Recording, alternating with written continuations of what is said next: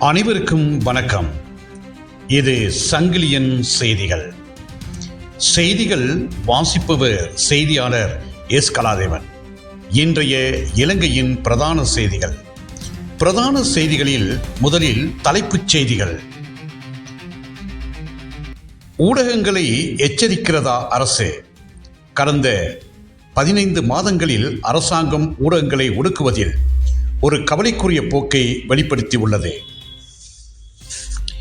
இலங்கை தமிழர்களுக்காக ஒரு தனித்துவமான தேசத்தை அங்கீகரிக்க வேண்டும். ஈழத் தமிழர்களுக்காக மோடிக்கு தமிழக முதலமைச்சர் கடிதம்.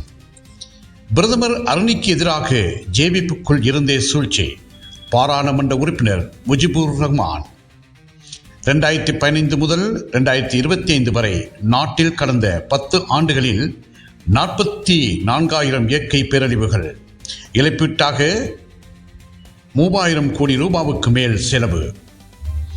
பிரதமர் கல்வி அமைச்சர் பதவியில் மாற்றம் வராது. ஜேவிபி பொதுச் செயலாளர் ரீல்வின் சில்வா. இனி விரிவான செய்திகள். ஊடகங்களை எச்சரிக்கிறதா அரசு? ஜனநாயகத்தின் 4வது தூணாக கருதப்படும் ஊடகத்துறை ஒரு நாட்டின் பொது கருத்தை வடிவமைப்பதில் முதன்மையான பங்கு வகிக்கிறது.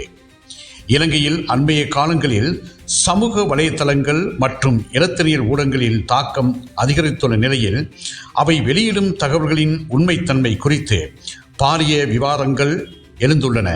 குறிப்பாக சுகாதார அமைச்சர் நலிந்த ஜெயதிச தனது பெயருக்கு களங்கம் விளைவித்ததாக கூறி யூடிபி ஊடகவியலாளர் ஒருவருக்கு எதிராக 100 கோடி ரூபாய் நஷ்டஈடு கோரி வழக்கு தாக்குதல் செய்தமையும் நிபந்தனைகளை மீறும் தொலைக்காட்சி அலைவரிசையின் உரிமம் ரத்து செய்யப்படும் என விடுத்த எச்சரிக்கையும் பெரும் பரபரப்பை ஏற்படுத்தியுள்ளது.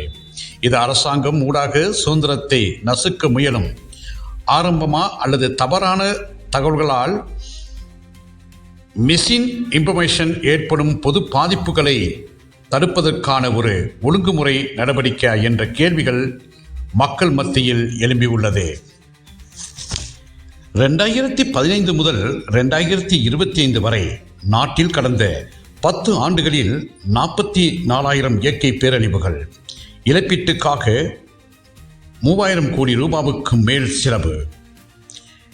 2015 முதல் 2025 வரையிலான கடந்த 10 ஆண்டுகளில் சிறியவை உட்பட 44,000க்கும் மேற்பட்ட இயற்கை பேரழிவுகளை இலங்கை சந்தித்துள்ளது.